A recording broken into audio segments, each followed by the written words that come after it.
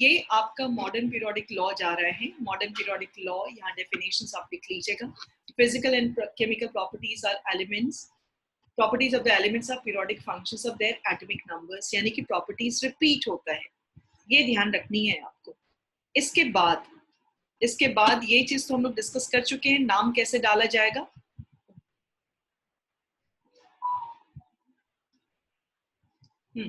ये कैसे नाम डाला जाएगा ये ध्यान है। ये मेटल्स हैं, ये लोग नॉन मेटल्स हैं, and this is F block, that is your metal, right.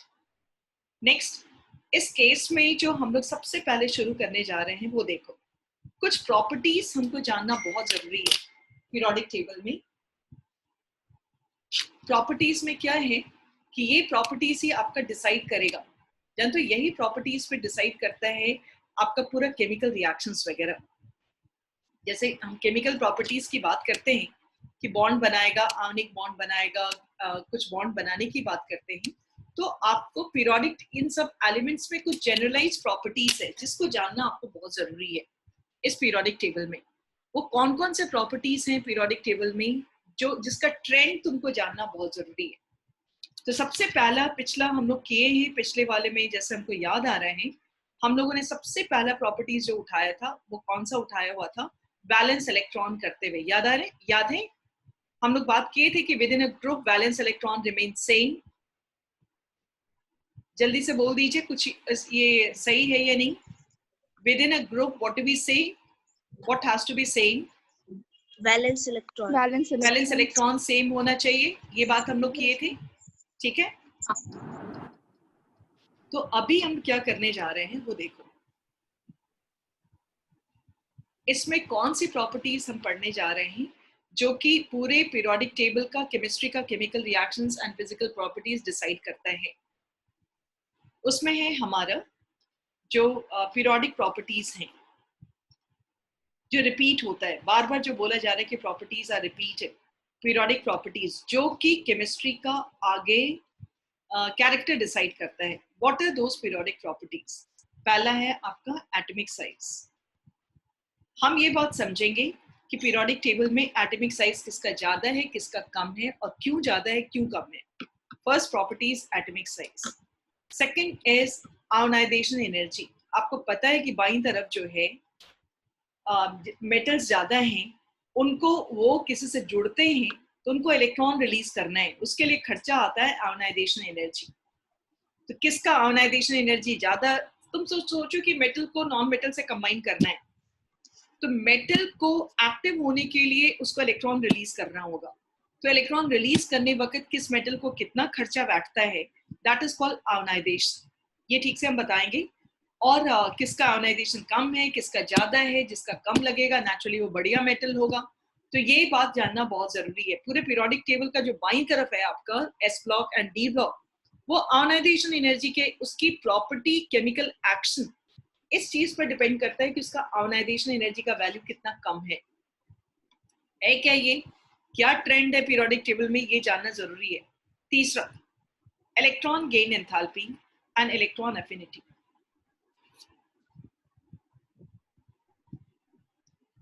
Enthalpy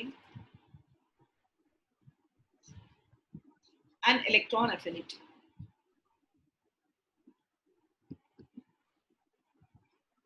ठीक है। Electron gain enthalpy and electron affinity की जो बात उठ करके आ रही है, तो इस केस में यहाँ पर होगा कि कैसे कैसे ये चलेगा, what does it mean exactly. Fourth, ये एटॉमिक साइज बोल रहे हैं, आयोनाइजेशन एनर्जी बोले, electron gain enthalpy and electron affinity की बात करते हैं। एंड चौथा पॉइंट जो है आपका यहाँ पर जाएगा, इन पर जो बेस्ड हुआ इलेक्ट्रॉन नेगेटिविटी, ठीक है। इसके ये हुआ प्राइमरी आपका जो डायरेक्ट प्रॉपर्टी डिसाइड करता है। अब इनके इन प्रॉपर्टीज पर डिपेंडेंट कुछ प्रॉपर्टीज होते हैं, वो कौन कौन से प्रॉपर्टीज होते हैं वो आपको हम बताते हैं। Metallic character, metallic and non metallic.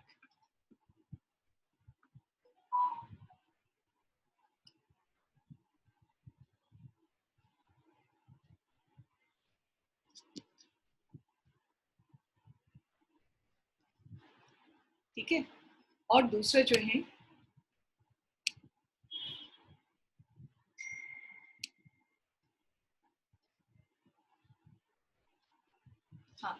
ये मेटालिक एंड नॉन मेटालिक की बात आ जाएगी। एंड सिक्स्थ आपका चला जाएगा oxidizing and reducing agent, oxidizing and agent and reducing agent.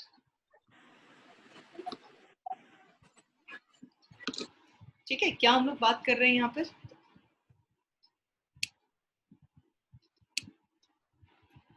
We said atomic size, ionization energy, electron gain enthalpy, electronegativity, and इस तरफ हो गया metallic and non-metallic character. छठा is oxidizing agent and reducing agent character. This is your electron affinity की भी बात उठती है। यहाँ के केस में जैसे हम लोग समझने की कोशिश कर रहे हैं कि exactly ये मेन प्रॉपर्टीज हुआ, ये जो तुम देख रहे हो ना, इसी पर डिपेंड करेगा, फिर इन पर डिपेंड करता हुआ तीसरा सेटअप होगा। मतलब ये चार तुमको समझ में आ गया ना, तो आगे का सारा प्रॉब्लम्स हमारा सॉल्व हो जाएगा। ट्रेंड का तुमको एक आइडिया मिल जाएगा कि किसका एटॉमिक साइज छोटा है, किसका कम है, किसका आयोनाइजेशन एनर्जी ज्यादा है, किसका कम है, और ये सारे प्रॉपर्टीज आपके एलिमेंट्स का आगे का केमिकल रिएक्शंस वगैरह डिसाइड करते हैं। तो सबसे पहले हम लोग आ जाएं एटॉमिक साइज पर। एटॉमिक साइज पर जब हम बात करेंगे तो हमारा जो समझना है यहाँ पर,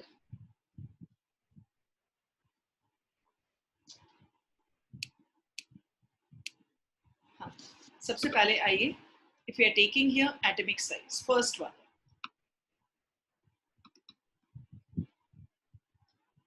एटॉमिक साइज किस चीज पर डिपेंड करता है ये समझ लो। दिस डिपेंड्स अपॉन, किस फैक्टर पे डिपेंड करता है ये जानना है। Atomic size is directly proportional to number of shells. जिस भी एलिमेंट का शेल्स ज्यादा होगा, to number of shells, जिसके भी नंबर ऑफ शेल्स ज्यादा होंगे उसके एटॉमिक साइज ज्यादा होंगे। It depends upon number of shells. Second, inversely proportional to effective nuclear charge.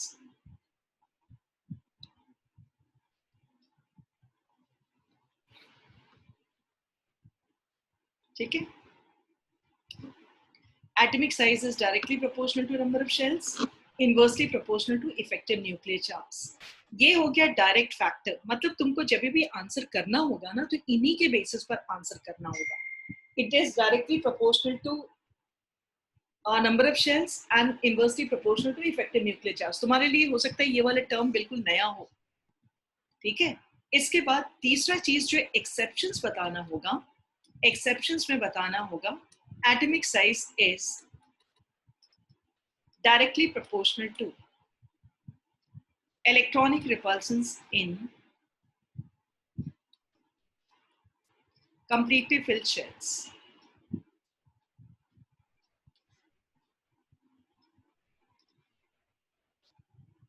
Filled shells.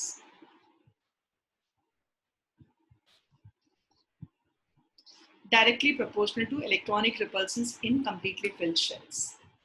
तो यहां पर जो हम लोग बात कर रहे हैं कि क्या मीन कर रहा है यहाँ इस केस में, इसको समझेंगे तीनों चीज को।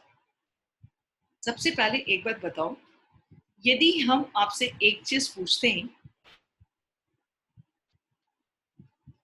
कि एक डाउन द ग्रुप में तुम्हारे से हम पूछेंगे पीरियोडिक ट्रेंड में, लिथियम है, लिथियम से नीचे सोडियम है, सोडियम से नीचे पोटेशियम है, फिर रुबीडियम है, फिर सीजियम है, फिर फ्रांसियम है। तुमको क्या लगता है, ये इसमें 2 शेल्स हैं लिथियम में, इसमें 3 शेल्स हैं, इसमें 4 शेल्स हैं, आपको क्या लग रहा है इसके एटॉमिक साइज के साथ? इंक्रीज कर रहा है, इंक्रीज कर रहा है, ठीक है। मतलब तुमको खुद दिख रहा है ना कि लेयर बढ़ाएगा, जैसे कहते हैं ना कि किसी के वेट बढ़ते चले जाते हैं, वॉल्यूम बढ़ते चले जाते हैं, तो ये तो साफ दिखता है ना कि भैया लेयर, कहते हैं ना कितना चर्बी बढ़ गए हैं, इस तरह की चीजें। So layer that is going to be increased, number of shells increases,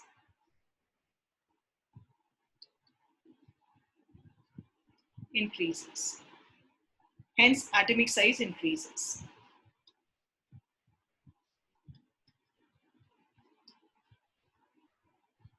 ठीक है, एटॉमिक साइज बढ़ेगा,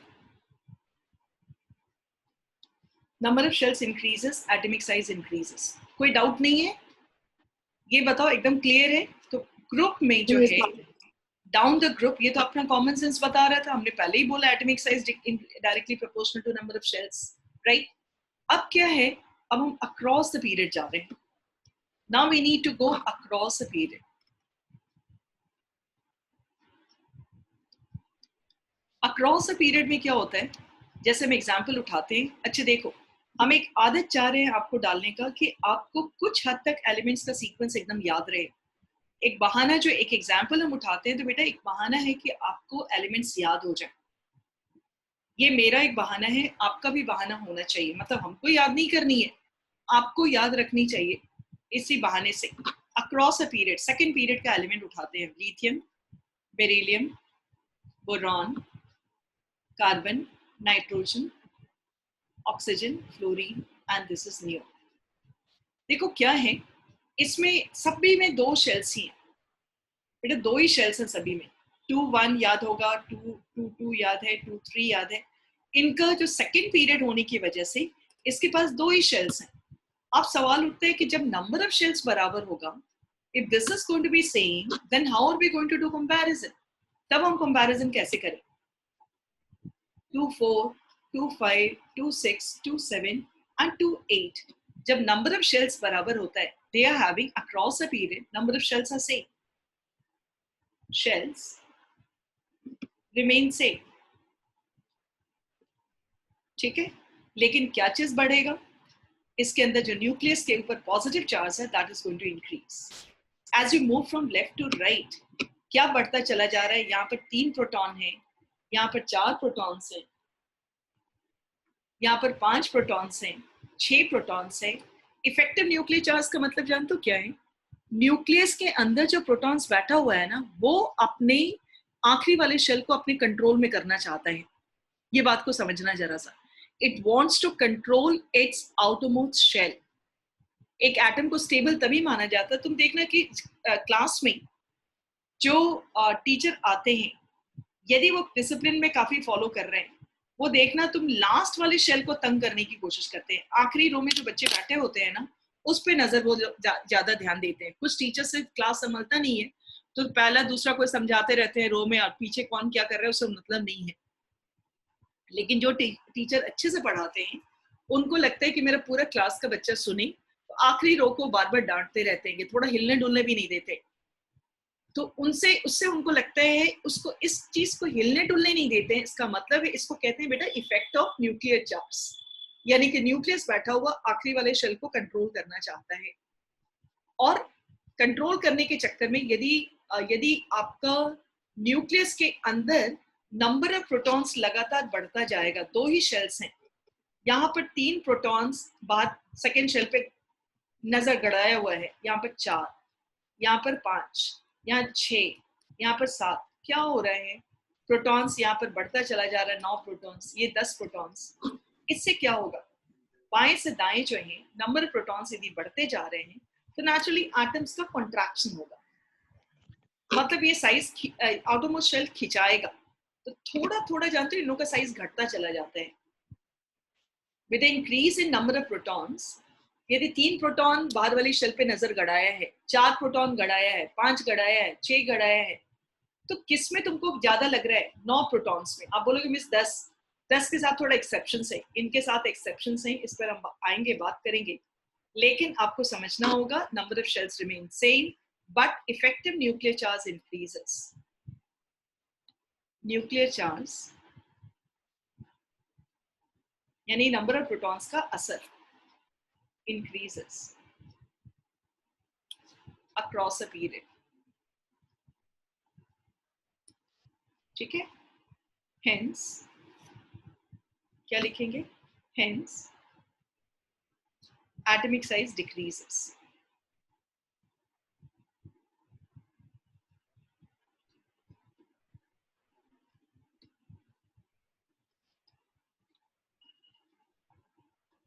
ठीक है,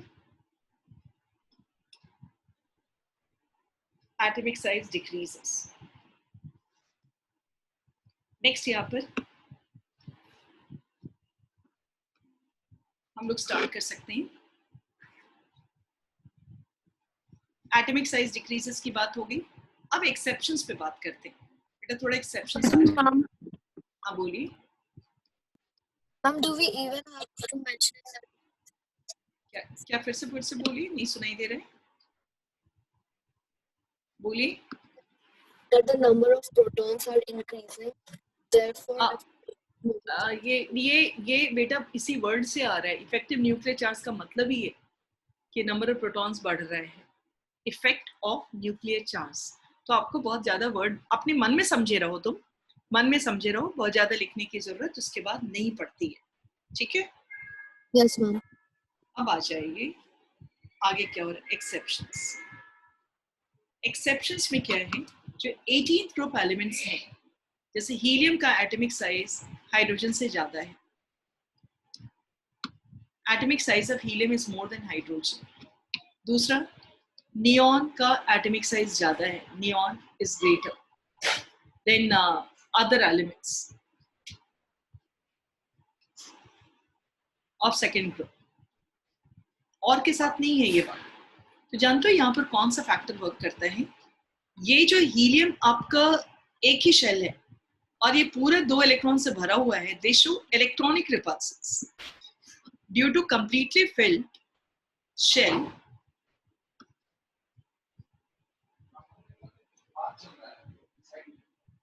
Filled shell, inter-electronic repulsion,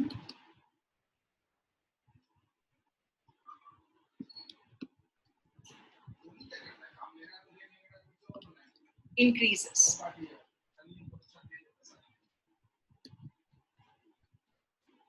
Due to completely filled shells, inter-electronic repulsions increases and this dominates. आप बोलोगे मिस इफेक्टिव न्यूक्लियर चार्ज भी तो बढ़ा था, बिल्कुल बिल्कुल, नंबर ऑफ प्रोटॉन्स बढ़ा था, लेकिन कई बार क्या होता है ना कि आपके पास 2-3 ऑप्शंस हैं एंड कोई ऑप्शंस जानते हो डोमिनेट कर रहे हैं, कोई ऑप्शंस डोमिनेट कर जाता है। जब कोई ऑप्शंस डोमिनेट करता जाता है तो वैसे केस में, उस तरह वाले केस में आप क्या बोलिएगा कि वही डिसाइड करेगा। रिपल्सन का मतलब क्या होता है, दूर दूर हटना, ठीक है।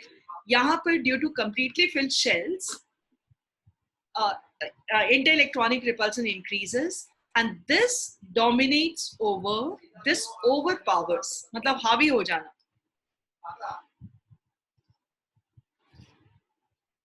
this overpowers increase in effective nuclear charge, increase in effective nuclear charge।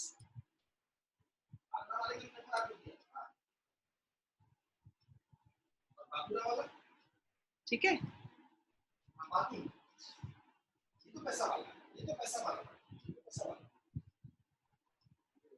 This overpowers increase in effective nuclear charge। समझ आ रही बात? कोई परेशानी इसमें? ये क्लियर है? ये एक्सेप्शंस वाली चीज हुई। और एक्सेप्शंस कहाँ आता है वो देखो। ये जो 13th ग्रुप हम पढ़ते रहते हैं ना, 13th ग्रुप, आप एकदम ये सब सारा क्वेश्चन सब लिखते रहोगे कॉपी में, आपके सामने पीरियोडिक टेबल होना चाहिए। बेटा 13th ग्रुप देख लो, तुमको हम कितने ग्रुप अभी तक पढ़वा चुके, ध्यान देना इस चीज को। 13th ग्रुप आपका है boron, aluminium, gallium, indium, thallium. इसके पास 2 शेल्स हैं, इसके पास 3 शेल्स हैं, इसके पास 4 शेल्स हैं। तुमको एक्सपेक्ट क्या कर रहे थे, क्या एक्सपेक्टेशन है आपका, एक्सपेक्टेशन क्या था? Gallium should be greater than aluminium, but this is wrong. Reality, gallium is similar to aluminium। ये साइन का मतलब सिमिलर, मैथ्स वाला। यदि जैसे जितने बच्चे होंगे जो एकदम ऑनेस्टली अच्छे से पढ़ाई कर रहे हो, जो हमारा एटॉमिक स्ट्रक्चर में एक्सेप्शंस जो बताया उसको आपने अच्छे से नोट किया, तो तुम ये बात हर समय जान लो बेटा, एक स्कूल का एग्जाम होता है और एक कॉम्पिटिटिव एग्जाम्स होता है। यदि तुम थोड़ा भी ड्रीम कर रहे हो कॉम्पिटिटिव एग्जाम्स का, तो वो तुमको एकदम बच्चा वाला कभी नहीं पूछेंगे। बच्चा वाला आपको 10th में ही पूछा जाता था और CBSE पूछती है थोड़ा बच्चा वाला क्वेश्चन, वो 4-5 केवल डिफिकल्ट पूछ देती है, तो जिससे कि बच्चे जो स्कोर करना है मैक्सिमम परसेंटेज 90 से ऊपर कर लेते हैं। लेकिन 60%, 70% या 80% यहाँ पास कराना क्राइटेरिया होता है सीबीएसई का, तो वो लोग आपको सिंपल पूछ देंगे, अच्छा सोडियम पोटेशियम में कौन बड़ा है, ऐसे करते हुए। लेकिन आपका हल्का सा भी कॉम्पिटिटिव एग्जाम्स वाले साइड में क्या है, वो लोग एक्सेप्शंस वाले को टच करते हैं। तो तुमको यदि दिल करता है, थोड़ा भी ड्रीम करते हो उस चीज को, तो एक्सेप्शंस वाली चीज जब हम आपको बता रहे हैं तो आप बोलोगे क्या एनसीईआरटी में दिया हुआ है? Yes, it's given in NCERT. School नहीं पूछने का हिम्मत करता है। सीबीएसई तो तुम देखते हो कि इतने अभी पेंडेमिक वाले चीज में अभी 30% रिड्यूस किया सिलेबस, अब 50% सिलेबस रिड्यूस करने की बात कर रहा है। मतलब हाइट करना चाहिए, हाइट होना चाहिए, मतलब बच्चे को और ललबबुआ कितना बना सके। तो थोड़े से जितना दिमाग को एक्सरसाइज कराओगे, और ये एक्सेप्शंस वाली चीज को हर समय ध्यान रखना। क्या हुआ है, एक क्यूरियोसिटी आपके दिमाग में अभी आ जानी चाहिए कि हुआ कैसे, जबकि 4 शेल्स हैं, ऐसा कैसे हुआ। तो थोड़ा सा इलेक्ट्रॉनिक कॉन्फ़िगरेशन पे जाते हैं बेटा हम लोग। Aluminium is 1s2, 2s2, 2p6, 3s2, 3p1, ठीक है ना। ये क्या है, 1s2, 2s2, यहां से आपका बढ़ा है 8, ये 5 था, ये 13 हुआ, 8 बढ़ा। एल्यूमिनियम से गैलियम में आपको कितना बढ़ेगा, 18। ये वाली चीज जो है ना, कितनी बढ़ जाएगी, 18, यानी कि कितना हो जाएगा, 18 बढ़ा। कितना हो गया, 13, 18, 31, सही है, सही हमने बोला है। Yes, ma'am. 3s2, 3p6, 4s2, 3d10 and 4p1। बेटा ये है आपका सीन। तुम नोटिस किए क्या हुआ है यहाँ पर आपका आ गया है एक डी बीच में, ठीक है। अचानक से ये पहला पी ब्लॉक में ये पहला एलिमेंट है जिसको डी फेस करना पड़ रहा है।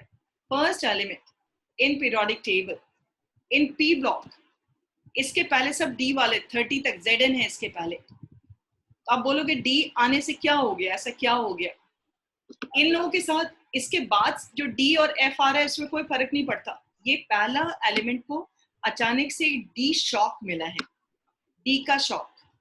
शॉक जिसको नहीं कहते हैं, क्या स्पेलिंग होता है शॉक का, मोजा वाला नहीं बेटा, SHOCK.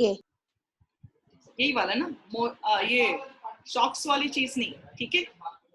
तो ये चीज का आपको अचानक से झटका जिसको बोलोगे ना, ये लगता है डी का। क्या तो फिर आप बोलोगे डी का झटका है क्या? इफेक्टिव न्यूक्लियर चार्ज जो हम तुमको बता रहे हैं, ये इफेक्टिव न्यूक्लियर चार्ज का मीनिंग रियल में क्या है वो सुनो। वो है effective nuclear charge is equal to number of protons minus shielding effect.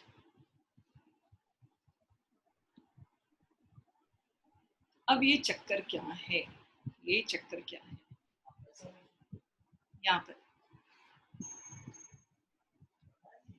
number of protons minus shielding effect. Now what's the meaning of this line?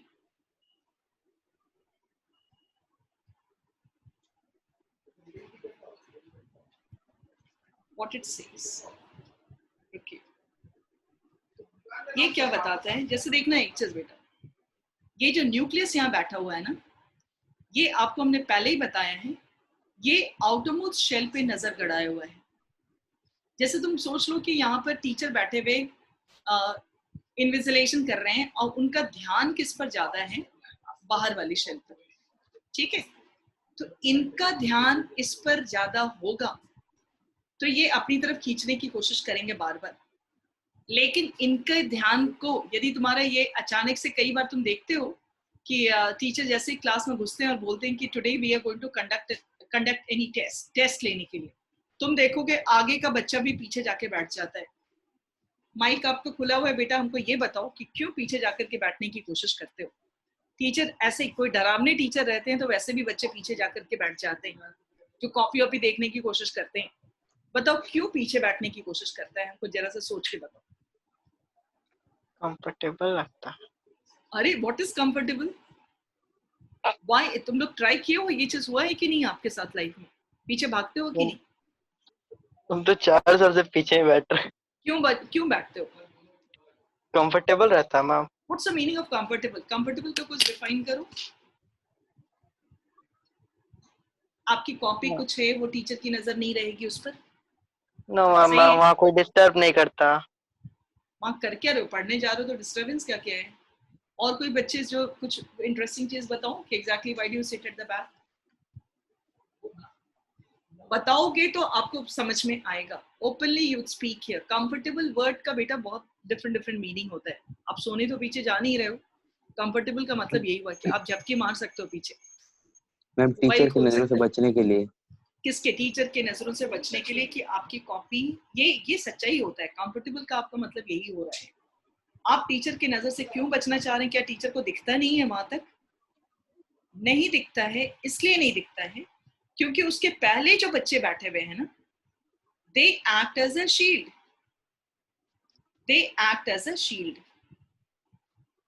जो पहले बच्चे बैठे हुए हैं ना, ये सब ये छिपा लेंगे। ये लोग जो हैं, they act as a shield. और ये डिपेंड करता है कि ये पीछे जाके बैठा है, तो डिपेंड करता है किसके पीछे बैठा है। शील्ड करने वाला कौन है जानते हो? सबशेल्स। कौन है वहां पर? सबशेल्स। यदि गोलू पोलो टाइप का सबशेल्स होगा जो कि एस है, देन पी है, फिर डी है, फिर एफ है। यदि शील्डिंग इफेक्ट ज्यादा होगा, मतलब न्यूक्लियर चार्ज का असर प्रोटॉन्स की वजह से ज्यादा होता है, लेकिन प्रोटॉन्स के असर को कितना भी तुम नंबर बिठा लो, लेकिन अंदर वाला शेल्स क्राउडेड है, ये इनकी नजर इन पर नहीं जाएगी। यानी कि they are acting as a very good shield, effective nuclear charge is going to be less. ये बंदा चोरी कर ही लेगा, मोबाइल निकाल के चोरी कर लेगा, यदि उसके पहले जो बैठे हुए बच्चे हैं वो शील्ड की तरह काम करे। शील्ड मतलब स्क्रीन, ढक रहे हैं। जो एस के पीछे बैठता है ना, वो एकदम छिप जाता है, कितना भी नंबर आप बढ़ा लीजिए। जो पी के पीछे बैठता है थोड़ा सा छिपता है, मतलब कि एस के पीछे बैठने वाला मोबाइल खोल सकता है, पी के पीछे बैठने वाला, यदि यहाँ पी है, उसके पीछे बैठने वाला किताब खोल सकता है। डी का पीछे बैठा हुआ वो इधर उधर केवल झांक सकता है, क्योंकि D does not provide proper shield. D के पीछे यदि कोई है, यदि स्क्रीन की तरह है, तो इफेक्ट ऑफ न्यूक्लियर चार्ज बढ़ जाता है। ये अपने नजर गड़ा लेगा। ये थोड़ा आगे पीछे पूछने में भी मुश्किल होगी। एफ के पीछे जो बैठा है उसको लगेगा कि हम पीछे क्यों बैठे हैं, ये बंदा बोलेगा कि किसके पीछे हम बैठ गए, इससे अच्छा हम आगे ही आ जाते हैं। मतलब सबकी शक्ल जो है कौन ढक सकता है। आप किसके पीछे, जैसे देखो एफ की जो शक्ल है ना, वो तार के पेड़ की तरह है। तार के पेड़ के नीचे जाके तुम खड़े हो जाओ कि हमको धूप से बचा लेगा, वो शील्ड की तरह काम करेगा, तो बेवकूफी है। तो एफ की शक्ल जो है ना, F provides poor shielding effect. उसके बाद डी हो गया, ठीक है, डी हो जाता है। उस डी के बाद कौन है? पी, फिर उसके बाद एस।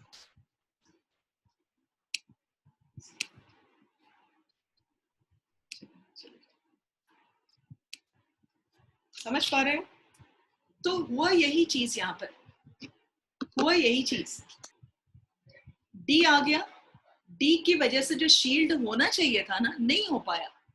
यानी कि नंबर ऑफ प्रोटॉन्स का असर, यदि नंबर ऑफ प्रोटॉन्स आप बढ़ा दिए हो, अचानक से effective nuclear charge outermost shell पे बढ़ जाएगा। ये जो यहाँ तुम 18 इलेक्ट्रॉन्स बढ़ाए हो, तो 18 प्रोटॉन्स भी तो बढ़ाए ना बेटा। यहाँ 18 इलेक्ट्रॉन्स बढ़ा एल्यूमिनियम से गैलियम, तो 18 प्रोटॉन्स भी बढ़ा। 18 प्रोटॉन्स यहाँ मिल करके बाहर वाली शेल पे, ये जो पी है ना, 4s एंड 4p, इस पे नजर खूब अच्छे से गड़ा पाएगा, ध्यान रखेगा।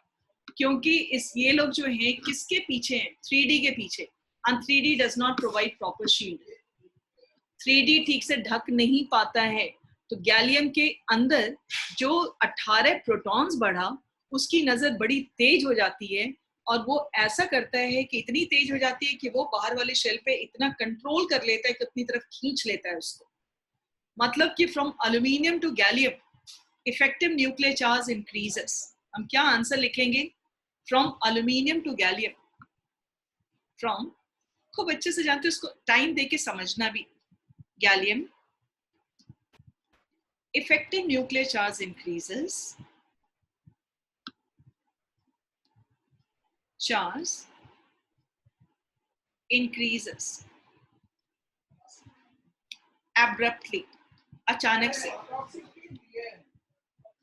due to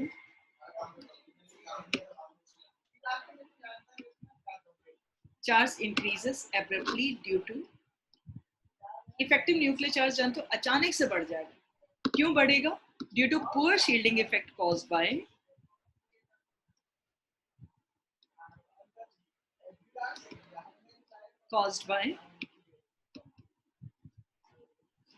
कौन सा इलेक्ट्रॉन?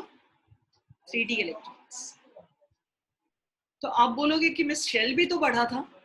आपको हमने बताया ना कि कभी कभी क्या होता है, कभी कभी कहते हैं ना, लोग सब कहते हैं कि खूब एक्सरसाइज कर रहे हैं लेकिन मेरा वेट पुट ऑन हुए जा रहा है, खूब खा रहे हैं लेकिन हम दुबले रह जा रहे हैं, खूब खा रहे हैं लेकिन जो जिसको दुबला होने की बीमारी है, खूब खा रहे हैं लेकिन दुबले हो जा रहे हैं। कुछ कह रहे हैं कि नहीं हम तो खूब एक्सरसाइज कर रहे हैं, देखो ना, और डाइटिंग भी कर रहे हैं फिर भी मोटे होते चले जा रहे हैं।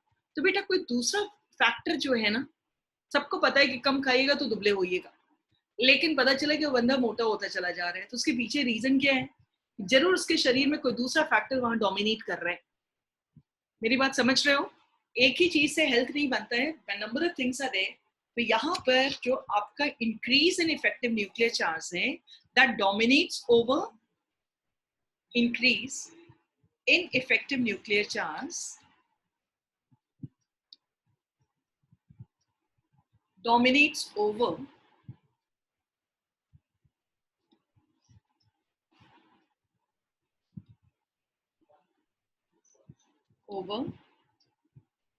what are we talking here? Increase in effective nuclear charge dominates over किस पर?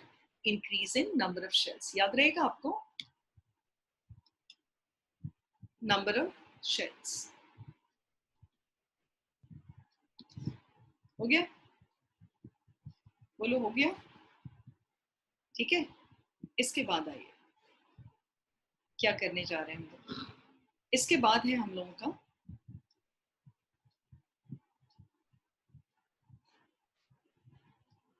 ये लाइन जो हम लोग उठाते हैं, increase in effective nuclear charge dominates over increase in number of shells, ये वाली लाइन होगी।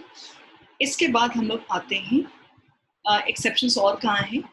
ये जो 3D सीरीज था बेटा, एक कॉपर सिल्वर एंड गोल्ड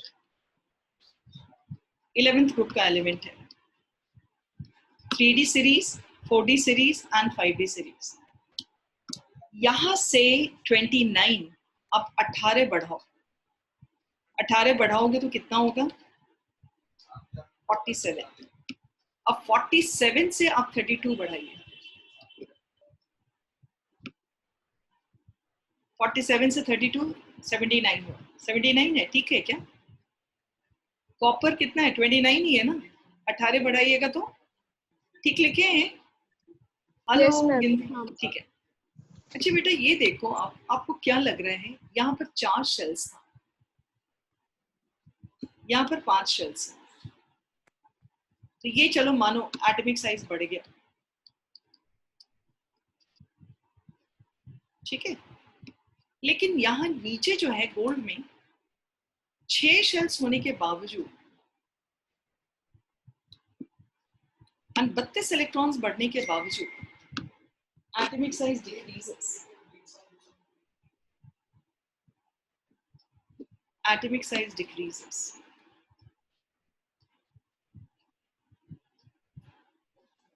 और रिमेन सेम। सुन के खराब लगता है ना? क्या लगता है क्या हुआ होगा? कुछ दिमाग लगाओ, कौन सा फैक्टर डोमिनेट कर गया होगा? आपको खराब लग रहा है कि नहीं सुन करके? ये बहुत जबरदस्त बात है। अभी यदि गैलियम वाली बात समझे हो तो आंसर देने की कोशिश करो। 3D से हम 4D पे गए हैं, 4D से 5D में जाते हैं। डी ब्लॉक में ये देखा गया है बेटा, एटॉमिक साइज घट जाता है। घटेगा नहीं तो सेम रहेगा, जबकि 32 इलेक्ट्रॉन्स बढ़ा है। पता है क्या हुआ है यहाँ पर? 32 इलेक्ट्रॉन्स बढ़ता है तो सेम टाइम 32 प्रोटॉन्स भी बढ़ता है, Stronger nuclear pull. Effective nuclear charge बढ़ जाएगा। क्यों इफेक्टिव न्यूक्लियर चार्ज बढ़ेगा वो सोचो। आपका 32 इलेक्ट्रॉन्स में से बेटा 14 इलेक्ट्रॉन्स चला गया है एफ में, 10 चला गया है डी में, तो 14 10 24 तो बेकार है। बेकार जो कहते हैं ना, उसको शील्ड की तरह काम करना चाहिए था, वो नहीं किया। हम यहाँ पर क्या लिखेंगे अभी, from 4d to 5d atomic size decreases, उसके पीछे रीजन क्या डालेंगे, इफेक्टिव न्यूक्लियर चार्ज इंक्रीजेस।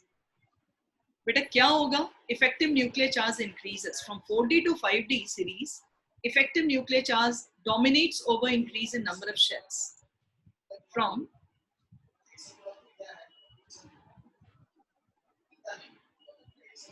और इसको एकदम से मेरे लैंग्वेज को या जो हम लिखा रहे हैं बेटा उसको फील करके समझने की कोशिश करोगे। कहते हैं दिमाग जितना एक्सरसाइज कराओगे जागेगा उतना। From 4d to 5d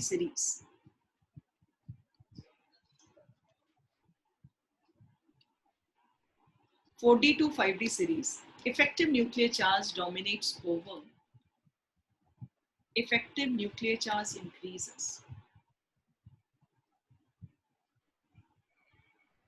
increases due to poor shielding effect caused by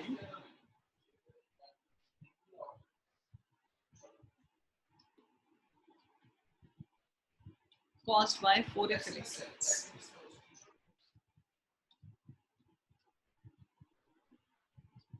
ठीक है, what we said, effective nuclear charge increases due to poor shielding effect caused by 4f electrons. इस पर कौन है बेकार? कौन है बेकार की बात कर रहे हैं हम लोग? 4f. And this factor dominates over, and this factor dominates over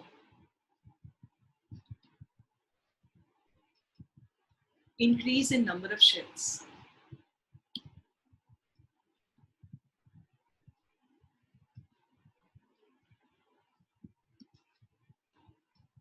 From 4d to 5d series. इसलिए गोल्ड का एटॉमिक साइज सिल्वर के बराबर होगा, जबकि क्या होना चाहिए था, गोल्ड को बहुत ज्यादा बड़ा होना चाहिए था एटॉमिक साइज में। तो ये था आपका एटॉमिक साइज वाला। फिर से आप देख लो, एक बार रिव्यू कर लें हम लोग एटॉमिक साइज में क्या बात किए थे। हम लोगों ने बोला था कि एटॉमिक साइज किस चीज पे डिपेंड करता है, नंबर ऑफ शेल्स। बेटा हम लोगों ने बात किया था नंबर ऑफ शेल्स पे, नंबर ऑफ शेल्स बढ़ेगा तो एटॉमिक साइज बढ़ेगा। और दूसरा effective nuclear charge, effective nuclear charge से इनवर्सली प्रोपोर्शनल है, यानी कि न्यूक्लियस कॉन्ट्रैक्ट करने की कोशिश करता है। एक्सेप्शंस में तो ये था, लेकिन कभी कभी ये वाला फैक्टर आपका इसके नंबर ऑफ शेल्स को पर हावी हो जाते हैं। That is the point here. सही है। अब हम लोग आगे क्या बात करने की कोशिश करेंगे, ये क्लियर जा रहे हैं? एक्सेप्शंस हम लोगों ने बात किया, वो सही था? बोलिए। Yes, ma'am. बेटा एक्सेप्शंस वाली चीज क्लियर है? ठीक है। एटॉमिक साइज का हाँ ट्रेंड समझ में आ गया। Down the group it increases, across a period it decreases. हाँ बोलिए, क्या बोलना था? अब just like in gold 24 electrons बेकार चला गया, वैसे ही हीलियम में 10 इलेक्ट्रॉन्स बेकार हो गया because they were in d shell, so they were not able to shield proper. Proper shield, यानी कि शील्डिंग इफेक्ट यदि खराब होगा ना तो इफेक्टिव न्यूक्लियर चार्ज क्या होता है, बढ़ जाता है। तो माइनस के सेंस में समझने की कोशिश करो। कभी कभी तुम बोलोगे ना, जो लड़के लोग भाग करके पीछे की तरफ गए, ठीक है, और पता चला कि उसके एग्जाम्स वगैरह के टाइम में उसके पीछे एकदम छोटा सा कोई स्टैंडर्ड 1 के बच्चों को बिठा दिया गया, तो चिड़चिड़ होगा ना। स्टैंडर्ड 1 का बच्चा तो प्रॉपर शील्ड करेगा ही नहीं। यदि शील्डिंग इफेक्ट कम होगा तो effective nuclear charge number of protons का असर कितना भी दूर में बैठा हुआ रहे, आप एग्जामिनेशन हॉल में इतने सब लोग स्कैटर्ड रहते हैं, टीचर कहीं किसी भी एंगल से देख सकते हैं कि बच्चा लिख क्या रहा है, किस कॉपी में कहाँ से लिख रहा है। तो ये तभी होगा, कम बच्चे यदि क्लासरूम में रहेंगे, ठीक है, और एक दूसरे को शील्ड नहीं करेंगे। पुअर शील्डिंग इफेक्ट की वजह से क्या होता है, खराब शील्डिंग इफेक्ट की वजह से ऐसा सोच है कि यदि इतने सारे लोग हैं तो शील्ड तो हो गई, भीड़ तो लगेगी, लेकिन पता चला कि वो ऐसे ऑर्बिटल्स में चला गया which is providing poor shielding effect. यदि शील्डिंग इफेक्ट कम खराब है, ठीक है, कौन किसकी वजह से खराब होता है? सबसे खराब है F, फिर D, फिर P एंड फिर S। अब देखो यहाँ इंटरेस्टिंग थोड़ा सा आपको यदि याद हो जाए तो, एक हमको नेट पे अच्छा लगा था, हम दिखा, ये दिख रहा है आपको, डाउन द थ्रोट, इधर वाले सबसे ज्यादा हैं, फिर ये घटा है, अच्छा बनाया है ना 3 डायमेंशनली। इधर भी देखो नीचे नीचे नीचे बढ़ता चला जा रहा है, इधर ये छोटा है, इसके ऊपर ऊपर ऊपर ऊपर बढ़ा है, हाइट बढ़ता चला जा रहा है। यदि नीचे जैसे जैसे आते हैं इंक्रीजिंग, इधर से इंक्रीज किया है लेकिन इधर से डिक्रीज करेगा, ठीक है। इधर के लोग सब पी ब्लॉक वाले हैं, इधर डी ब्लॉक वाले, इधर एस ब्लॉक वाले, कोई परेशानी नहीं। एक्सेप्शंस तो बात कर चुके थे। अब देखो आयोनाइजेशन एनर्जी किसको कहते हैं बेटा? आयोनाइजेशन एनर्जी है आपका वो टर्म जिसके बारे में कहा जाता है energy required to remove an electron from its orbital around an atom to point where it's no longer associated with the atom. इसका डेफिनेशन यहाँ देखो अच्छे से,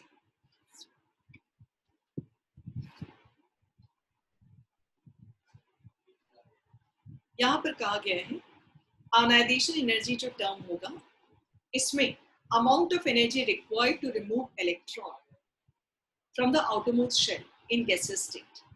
आयोनाइजेशन एनर्जी का कितना खर्चा बैठता है। तो आयोनाइजेशन एनर्जी किस किस चीज पर, कोई एटम आराम से इलेक्ट्रॉन निकाल देगा, कोई एटम जो है ना थोड़ा सा लेट इलेक्ट्रॉन उससे निकलता है। तो सवाल उठते हैं किस चीज पे डिपेंड करता है आयोनाइजेशन एनर्जी, किस चीज पे डिपेंड करेगा? आयोनाइजेशन एनर्जी डिपेंड करता है यानी किससे इलेक्ट्रॉन को निकालना आसान है। तुम थोड़ा इस तरह से सोचना, ये आपके न्यूक्लियस हुए एंड ये शेल है और ये आप हो, ठीक है, आप में से कोई, ये यहां आप हो।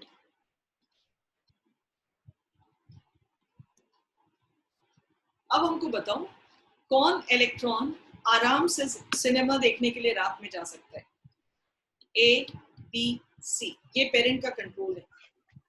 मैम सी। कितने लोगों को समझ में आ गया? क्या वजह बेटा? सी तो तुमको समझ में आ गया कि वजह क्या है, क्या लगता है तुमको वजह? क्योंकि दूरी बढ़ गई है। हम सी का इलेक्ट्रॉन, हाँ बोलिए। डिस्टेंस बढ़ जाने से पेरेंट ये कंट्रोल नहीं। यहाँ पर तुम्हारा अचानक से अभी कोरोना चल रहे हैं, अचानक से तुम्हारे दोस्त आता है, चलो ना घूम करके आते हैं, जरा मॉल 15 तारीख से खुलने वाला है, ठीक है। आपको पता है कि आपको एकदम से परमिशन नहीं मिलेगा जिसके यहाँ एकदम पेरेंटल कंट्रोल सॉलिड है। जहां पर पेरेंट्स अभी समझ रहे हैं कि आप थोड़ी सेंसिटिव हैं और लगता है कि नहीं अभी केयरफुल रहना है, तो आपको बिल्कुल परमिशन नहीं देना है। लेकिन यही सिचुएशन यदि आप बाहर हो, सपोज करो कि आप कोटा में पढ़ रहे हो, आप दिल्ली में पढ़ रहे हो, बैंगलोर में पढ़ रहे हो, दूर हो, आपसे ये कोई पूछेगा कि चलो घूम के आते हैं, तो आराम से, क्योंकि आप छोटे हो, आपको you have full chance to get carried away. आप बोलोगे किसी को कुछ नहीं, कुछ सामने वाला आके बरगला दिया आपको, आप आराम से चले जाओगे क्योंकि पेरेंट्स तो देख ही नहीं रहे। यहाँ पेरेंट्स आपको समझाएंगे ना, नजदीक रहने पे समझाने लगते नहीं, ये होगा क्योंकि पेरेंटल कंट्रोल घट जाता है डिस्टेंस की वजह से। तो वही चीज है, यहाँ से इलेक्ट्रॉन को निकालना आसान है, इलेक्ट्रॉन को निकालना आसान है। यानी कि आयोनाइजेशन एनर्जी, पता नहीं ठीक स्पेलिंग लिख रहे हैं कि सही नहीं, सही है। आयोनाइजेशन एनर्जी इस केस में यानी कि इलेक्ट्रॉन को निकालना आसान है, कम लगेगा, ठीक है। What are we talking here? Factors affecting ionization energy. First thing is what? Effective nuclear charge, atomic size, shielding effect. है क्या? क्या है ये? IE is directly proportional to ENC.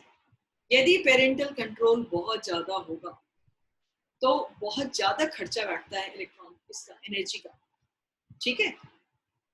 यहाँ पर बस आपको लिख देते हैं बेटा, इसको अच्छे से फ्रेश माइंड के साथ हम लोग को पढ़ना होगा, नहीं तो आप सैचुरेशन आ जाएगा। Ionization energy is inversely proportional to atomic size. जो छोटी साइज होगा ना, वहां से इलेक्ट्रॉन को निकालने में बड़ा मुश्किल होगा, ठीक है। फिर उसके बाद वही effective nuclear charge poor shielding effect की वजह से, शील्डिंग इफेक्ट यदि बहुत ज्यादा होगा तो इफेक्टिव न्यूक्लियर चार्ज कम होगा। शील्डिंग इफेक्ट इनवर्सली, और ये एक्सेप्शंस एक्सप्लेन करने का हम लोग बेटा आज नहीं लेंगे क्योंकि सैचुरेशन पूरा हुआ है, रात में और भी हो जाते हैं। Will be taking it in the next class. School में पढ़ा ही हुआ ये टॉपिक आप लोगों की।